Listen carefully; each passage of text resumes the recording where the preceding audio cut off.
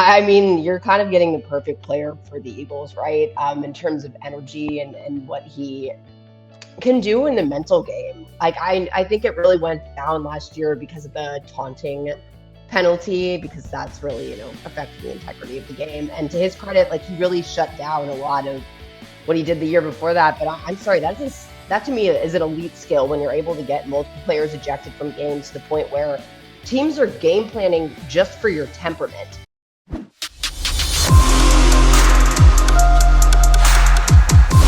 Hey, welcome back, Curtis fans. We got a special guest today, Maddy Hudak from the Saints Flyer.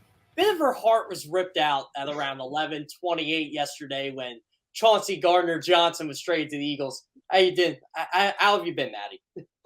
Well, like you said, I was kind of minding my business yesterday until that all blew up really quickly, and it's been very whirlwind ever since. Tell me about Chauncey Gardner-Johnson. What are Eagles fans getting from him right now? I mean, you're kind of getting the perfect player for the Eagles, right? In terms of energy and what he can do in the mental game. Like I think it really went down last year because of the taunting penalty, because that's really, affected the integrity of the game. And to his credit, like he really shut down a lot of what he did the year before that. But I'm sorry, that to me is an elite skill when you're able to get multiple players ejected from games to the point where teams are game planning just for your temperament. Like the Chicago Bears, I don't know if they should have necessarily admitted that because they got two players ejected in that wild card game, but they're like, we had a whole meeting about dealing with CJ Gardner-Johnson. But I know slot corner is not necessarily a universally valued role, but I think when you don't have a good slot corner, you kind of quickly see where you're going to miss that. Although from what I've seen, he's probably going to move into more of a safety role with you guys. But I think you're getting the perfect personality, perfect energy for Philadelphia, and then hopefully really good guy, backpedaling into more split safety coverage. Did he play a lot of safety in New Orleans? He played a lot of nickel. I'm trying to think back to his kind of earlier years, but Marcus Williams has always been free safety until this year. I think his entire time being on the Saints. And the same with Malcolm Jenkins at strong safety. So I just think we've really gotten the opportunity to see him there yet. So how did Dennis Allen utilize him? I guess since he did play a lot more slot, that was his primary role. But overall, like, did he just kind of move around like from position to position on the field, or was he just strictly slot? He kind of pretty much exclusively stayed there. He blitzes quite a bit too. And I think the reason like the Malcolm Jenkins thing gets brought up a lot is, I think the Eagles run kind of a similar defensive scheme to the Saints sometimes, where they utilize more defensive backs than perhaps the average team. So like the Saints base package was basically nickel, and they run so much out of nickel. They really only play two linebackers. So even though he's really only been in the slot, he's pretty much been on the field the majority of the game. And when he was out for about 5 games last year, you could kind of see a lot of the defense start to kind of fall down in that middle area. I'm not, I think they'll be able to kind of account for it this time, but you got to quickly see how much his presence was missed there. I have to ask you though, what are the Saints doing here? Like they literally just traded Chauncey Gardner-Johnson for a pick the Eagles got for a guy that they got rid of 2 weeks ago, and then they brought in a guy named Ugo Amadi, and they traded him to get the pick that they used to acquire Chauncey Gardner-Johnson. Like, what is Mickey Lewis doing down there? Yeah, I mean, them adding the seventh in on top of everything was tough for the Saints because you're just not really understanding what's going on here. So that trade just really reads to me like this situation became one that they didn't feel like they wanted to see out the entire season. I just don't, clearly there was some, discontent being that they were about $4 million apart in contract negotiations. And it kind of seemed like there were hurt feelings on both sides from that aspect. I'm sorry, what was your original question again? Oh yeah, kind of what the Saints are doing with this trade. And when you wait till the day that everyone's, trimming their roster down to 53, it's not really the optimal time to make a trade. And again, he values himself higher, but he ultimately is, been primarily a nickel in the NFL, and that's not always like a team need necessarily. So I think it just worked out where the Eagles could use him, but it's hard to say, the Saints came out of that better. Like, yes, they have a really deep defensive back room, but they didn't, they are objectively got worse than they were, just losing such a good player. And then, what are they really going to do with a 5th and 6th round pick other than kind of package them probably in another trade in the future? You were at Saints camp a lot. Was he vocal about this? Did he even talk about his contract? Not really. There was, one time where he got hurt and said some things, but he wasn't practicing. But then once he was, it didn't really seem like that much had changed. So I was actually, a little surprised to read that he had kind of stopped, responding to coaching. Nick Underhill, who's like our top beat writer, had reported that, it was kind of behind the scenes things were happening. And I guess you could have probably been a little more perceptive towards them, but it wasn't like a very obvious thing that stuck out like a sore thumb. So, like I said, I just don't know if it's a behind the scenes thing or things got worse in the last couple of days, or it just seemed like this is a good fit. You'll fit in here, to be honest. Like they could have shifted him off to a much worse spot. You know what I mean? It's not, I don't think they did him wrong in the sense of sending him somewhere where he's not really going to have, a good time next year. The Eagles are at least, a very competitive team. So I think that just kind of worked out.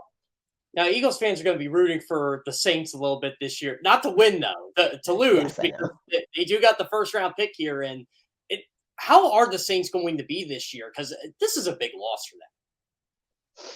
I think they have the personnel to be able to handle it. Their draft pick, Alontae Taylor, he's very versatile in that aspect. He used to be, a wide receiver and now has kind of moved to quarterback, but he can play safety. And I think the idea is trying to see if he'll be able to move in there.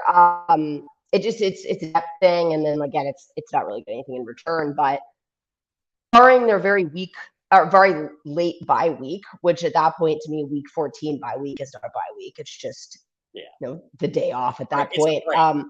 I think they have all the pieces. I think they have, a favorable opening schedule, considering the state of Tampa Bay's offensive line. And if they're able to kind of win 3 divisional games right out the bat, that puts you in a good spot for the season.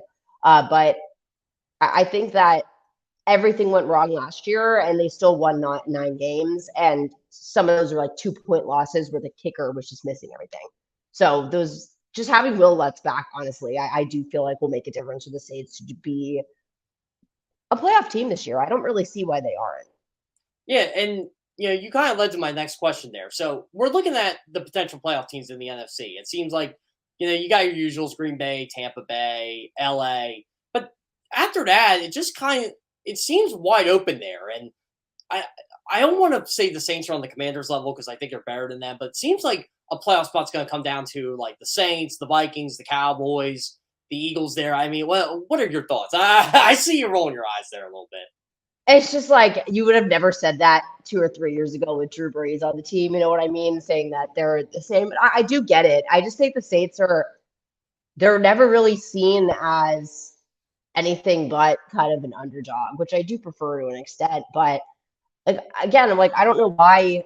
If they had won 3 more games last year, that put them at 12-5, and they beat Green Bay last year, they beat Tampa Bay twice last year, they beat the Commanders last year for that matter, they did beat the Vikings last year. So I don't know why they wouldn't necessarily be a tier above them. But my thing with the Saints is, and this is really the case for every team, health is really a concern at times, and just specifically where they tend to have people fall down, especially like the pass rush. So I think they have really vulnerable spots that can really tip those scales in one way or the other. But I think with that extra playoff spot too, like every team you mentioned, I feel like it really wasn't a race for that last spot last year. If I remember correctly, it was more like a harsh drop off after the fact. So I think it's really just up to kind of each team to do what they want to do this year. But the Vikings, I mean, it's hard for me to like put them up in that exact same category, but at the same time, they do give the Saints trouble. So it's really any given Sunday, if you ask me. Why do you think everybody just kind of overlooks the Saints? Is it really because of Jameis Winston? People just say, "Oh, Jameis Winston, the guy who threw 30 picks with Tampa." I don't know. It's been this weird thing where they kind of tended to do that with Drew Brees too a lot. But yeah, I think the deal with Jameis Winston and that he, only played a couple games last year, and everyone kind of conveniently forgets that they only threw 3 picks in that time. But Yeah, I mean, it's a new head coach. It's not Drew Brees anymore. I just think the perceptions of moving on from like a franchise head coach to franchise quarterback at the same time, people think it's kind of insurmountable. But I really think the Saints, for what it's worth, have really prepared at least for having the right culture there to be able to make that changeover. And you really can tell it's not that much of a difference in terms of feeling at training camp, at least with Dennis Allen there compared to Sean Payton, which is really surprising to me because last year didn't really feel that jarring either without Drew Brees, even though I feel like it should have more. So I just think that they really have done a good job in that foundational aspect, but that never really seems to get national recognition, I guess. Down there, did you get any inkling that last year was Sean Payton's last year? Because every time I was in a Zoom call or something like that with him, it seemed like he wanted to keep coaching. Yeah, I think that kind of happened abruptly towards the end of the season. But, if I kind of went back and looked at his body language the last few couple of games, it really wouldn't surprise me that much at all.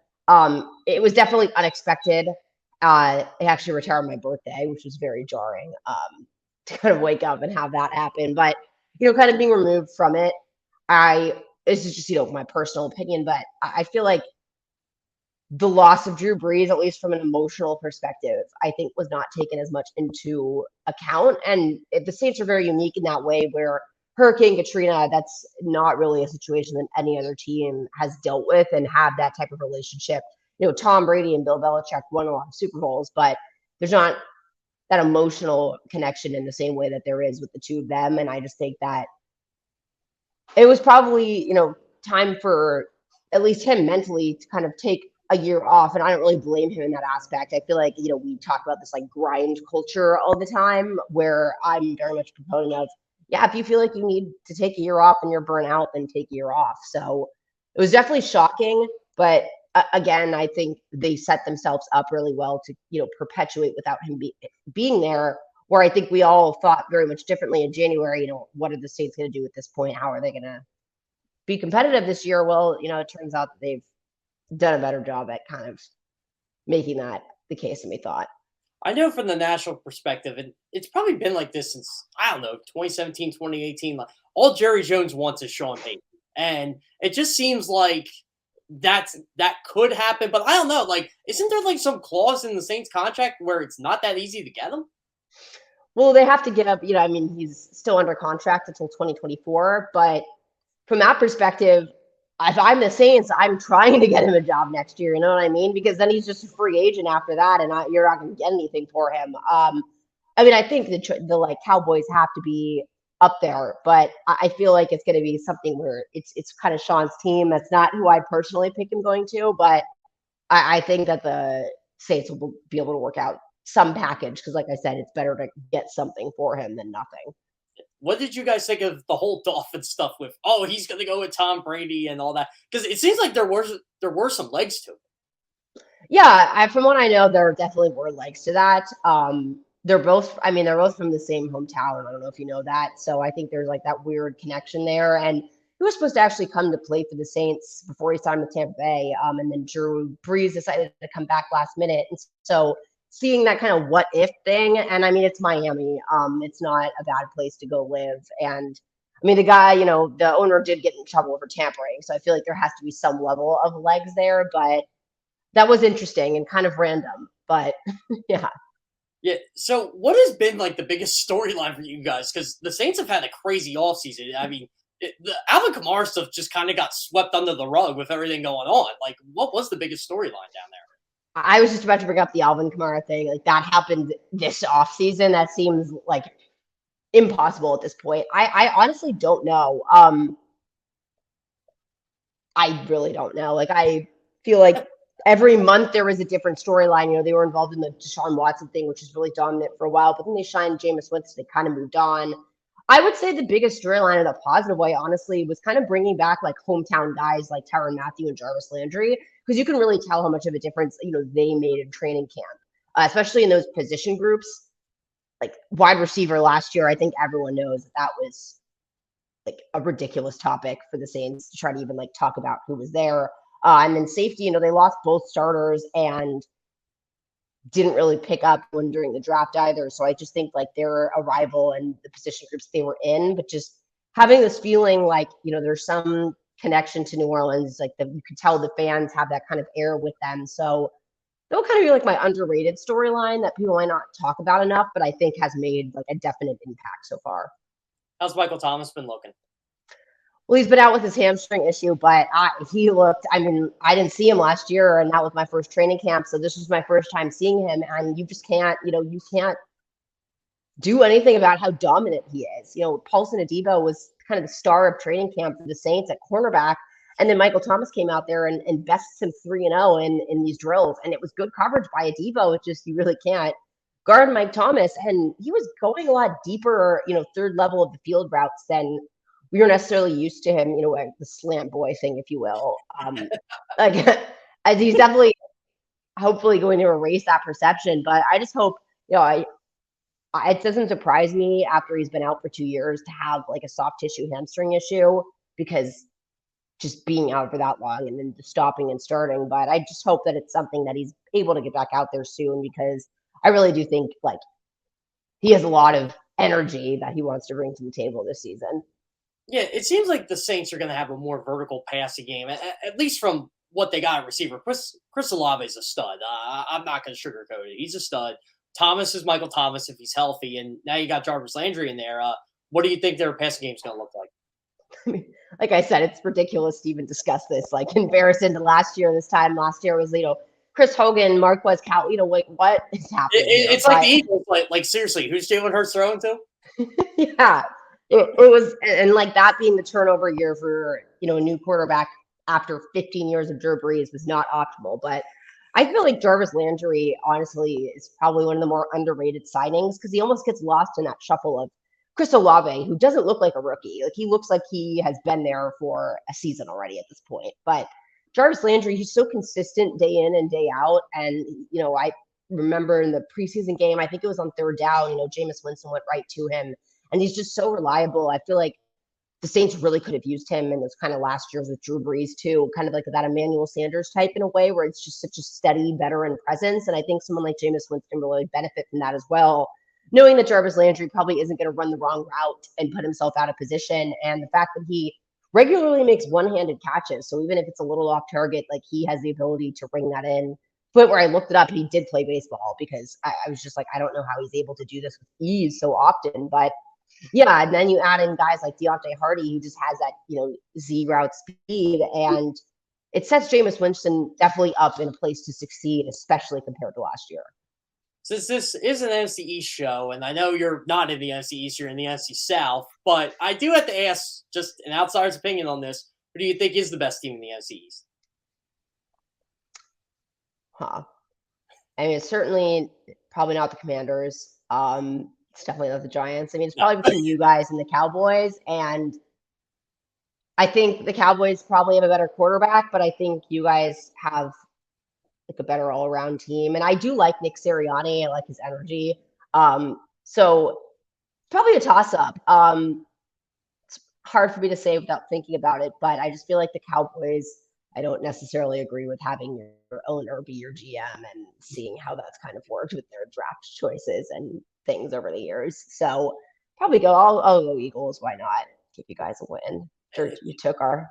So down there, like, do Saints fans not like the Cowboys like how Eagles and Giants and Commanders fans not like the Cowboys? It seems like there's like every time I see a Saints writer like talking about the Cowboys, it's like, oh, them. Yeah, and I think a lot of that does go back to Katrina in a way, because that's where a lot of people evacuated, and then they were like, I don't know if they ever necessarily got over that. It wasn't like, Roddy White tweeting about it on the Falcons back then, but then they came and paraded on Bourbon Street the day before they played the Saints like a couple years ago. It's just, I think I've never understood the America's team thing personally. And that was, from when I was a kid, I'm like, well, why is this America's team? So I just think they kind of rub Saints fans the wrong way. And then of course you have the people that are convinced that Sean Payton's going there that hate that. So now you kind of add that into the mix. But there's someone the Saints fans certainly don't like whenever they're playing. Well, since you're on here, I do have to ask you about your Philly connection now. So, when did you grow up in Philly? I forget the whole story. Yeah, no, I graduated from Tulane, and then I got a job at the VA in Philadelphia. So I moved there after college, and I was there for 5 years, and I Well, I moved back to New Orleans in 2021, so it was kind of a long time there. I Did just you didn't have the best time with jobs and like people at my jobs. So that's where I'm like, I don't like Philadelphia, but it has nothing to do with the team or like anything like that. so did what did you see from like Eagles fans? Like, did you go to any Eagles games or anything during that time? Or I did. I went to it was like a Cowboys, no, it was Giants Eagles. I think it was like Eli Manning's last game because my oh friend god, used to live in yeah, New I was York, in and that game. she's like, I have to come see this. Apparently, Cooper Manning walked by us in the stands. I had no idea. We were in like the 600s. Then I noticed you guys had a jail cell in your stadium. Well, in the vet, So, they did. I'm pretty sure they don't have it in the link, so you probably have heard that story before. Like, oh yeah, if Eagles fans are bad, they get the jail cell. But I'm sure you've heard all the Santa Claus narratives too, right? oh no, I have. And yeah, I mean, I went to a couple sports bars where very quickly learned your guys' fly eagle fly chant, but Do the Saints have anything like that? I've never been to a game in the Superdome. who dat? That's pretty much, That's pretty much it. what the chant is. Yeah. It's funny because your last name is Hudak, and it kind of It's rhymes there. it's really worked, yeah, in terms of being in the Saints world, if you will. So, what do you do for Tulane? You're a sideline reporter for them, correct? Yeah, for the radio broadcast. Okay, yeah, that seems like a lot of fun just covering college and the NFL. Like for you, what's the major difference between both? Um, to me, I feel like there's more of like a human aspect to college football, which is not necessarily fair to the NFL, but and maybe that's just a byproduct of me kind of seeing them day in and day out, but just kind of feels like they're looked at more as like student athletes and just athletes. And the NFL, it's kind of like these are all robots, which I think is a problem, but that's kind of where I see the difference being. But it's just such a different experience for me, kind of being more on the coverage aspect for the NFL and then really being more, part of the team itself in college. But I've really enjoyed it so far, even though August is exhausting with 2 training camps. Yeah, it's crazy though. Like how you said, NFL guys are kind of like robots and stuff. But when you see like Baker Mayfield, I guess I still don't know if that conversation was on or off the record. But when that gets repeated like that, why would you want to say anything to anybody at that point? What, the adult in the room comment or Yeah, no, the whole. Did you hear the whole like his conversation about he was going to beep bleep them up, the Browns, and that also. oh, I didn't think it was much of a story, but it became one anyway. yeah. Right. I mean, what do you expect it to say? Oh no, I hope they beat us after they, traded me away and traded for who they traded for after I was like the first quarterback to take them to a playoff and however long. I mean, my dad is he's from Cleveland. He's no longer a Browns fan. He was, but he was hanging on by a thread at that point. And he wasn't necessarily the biggest Baker Mayfield fan, but he wasn't willing to cut off his fandom for Baker Mayfield. And that's really not the case here. So yeah, I mean, what do you want him to say? Oh, I hope that they do so well. Like, Do you it's think? sports. It's not like he said I want to like kill them all. Do you know what I mean? It's like I Oh mean, yeah. I guess you could interpret it that way, but it's more. I think that that was intended in a football way, and like yeah, exactly. And that's always been the way he is. Like he was that chippy too in college, and you either like that or don't like that. But I don't think it's a surprise about his personality at this point. Yeah, do you think Chauncey Gardner-Johnson's going to say anything about the Saints today, or do you think it's just going to be like, oh, like he'll give the PR term here? Yeah, I wish him well, that type of thing.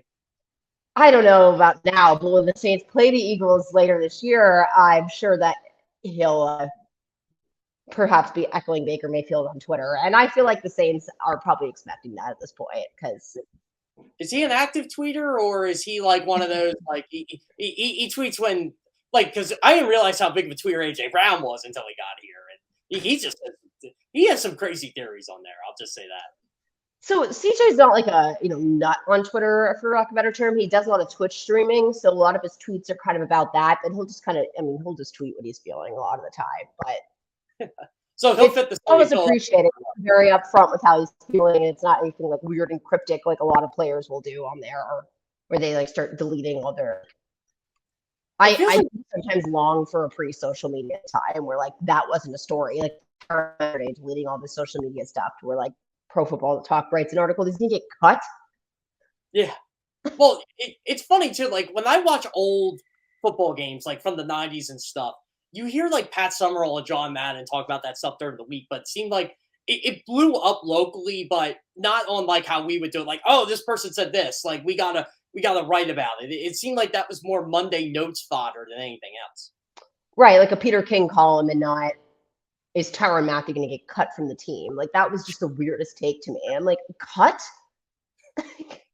Yeah, He's a like starting safety. Like, what do you mean cut? when I first hear this stuff, I just go right to the beat writers. I'm like, guys, please tell me I don't have to write anything. Yeah. So it's absolutely crazy how our profession has changed. But I got to ask you this before you go, Maddie. Now that the Eagles got Chauncey Gardner-Johnson, Darius Slay, Brandon Graham, they got trash talkers across the board. Like, how fun is their defense going to be this year just from the outside? I mean, like I said, I think they're very creative in their play calling. I think that they are another team that uses their secondary really well, and it's less of a 3 linebacker base type thing. So it should be really fun. I'm going to be really curious to see their usage of CJ Gardner-Johnson, because from what I've seen, they have a nickel corner already, so he'll be more of a safety role, and it'll be really curious to see if that skill set's there, because when the Saints didn't have a safety this year, they didn't have before they signed Tyrann Matthew. People were hypothesizing, can CJ Gardner-Johnson really excel back there? So it'll be really curious for me to watch that. But yeah, I think again, I really like your coach. I think he's done a lot for kind of turning the Eagles around in 2 seasons at this point. And I don't want to play you guys a 4th year in a row, to be honest, because y'all have really had the Saints number. So hopefully, it used to be the other way around. The Saints used to have the Eagles number when they had Brees and Payton. Yeah. Mobile quarterbacks are the Saints' kryptonite. So. Yeah. Well, unless it was Jeff Garcia. Well, then again, I could get on that game for Scott Youngfall starting. That was 16 years ago. I'm still mad about it. And then after they won, I actually said to myself, you know what? Let them have it. They had Katrina. It's just let them go to Super Bowl. Let them win the whole thing and the lose of the. Thank you. That's not how a lot of fans felt for other organizations, but yeah, it's as much as the no call really hurts still. I think it would all hurt a lot more if that win was never there. So it is nice to just kind of have that to look back on. I know that's not something all teams. Is the no call worse, or is it the whole Stephon Diggs touchdown? It's a no call, because the Diggs touchdown, you can live with that. Marcus Williams is a rookie. He made a bad play and ran into his own player. I could sleep at night after that. I can't sleep at night when I've watched a player get headhunted and taken out. It was so distressing, for lack of a better term, because it felt like everything I knew about football was suddenly flipped on its head, and nothing made sense anymore. And it really did kind of pop the balloon for having that kind of innocent love for the game. I have no innocence about being a fan of football at this point. And if nothing, it's definitely helped me be more emotionally removed. But I think Sean put it best where he said something like, if we had the keys to the kingdom, they just wouldn't let us in the building. That's really how I felt about that. Whereas yeah, I mean, they screwed up in the Minneapolis game, but that's something I can get over to a degree. Trust me, we're used to that in Philadelphia when the Eagles play the Cowboys, or you can ask any Commanders fan what happens there. Like I said, I respect a lot of things about the Cowboys, but there's always that home bias, I guess, that comes out. So I know you guys probably felt that after the headhunting. Oh, the head, is this the Bounty Gate stuff, or? Yeah. Oh, the no call. Is that what? Yeah. Oh yeah. And then everyone was kind of like, okay, Saints fans, get over it. It's okay, would you honestly get over this? Sincerely, I just feel then that's where everything gets brought up for the Saints. Oh, you don't deserve that kind of thing. It's okay, that was, to me, the integrity of the game on the line. And now, we brought in sports betting, and they're official partner with the NFL, yet we're going to suspend Calvin Ridley for a year. It just so behind the scenes to me. And that was really, when my rose-colored glasses were officially kind of knocked off for myself personally. Yeah, that's what I said. I lost all that years ago. Well, once again, thanks for coming on, Maddie. I appreciate it. I'm going to have to have you on again, especially when the Saints play Dallas. Saints play all the NFC East teams this year, right? I don't know about the Giants or the Commanders, but they could. Yeah, so I guess it's possible, but definitely when the Saints play the Eagles, I'm gonna have to have you on. Yes, enjoy seeing J.R. Gardner-Johnson. Please take good care of him, but I know you guys will. All right, sounds great. Thanks for coming on, Maddie.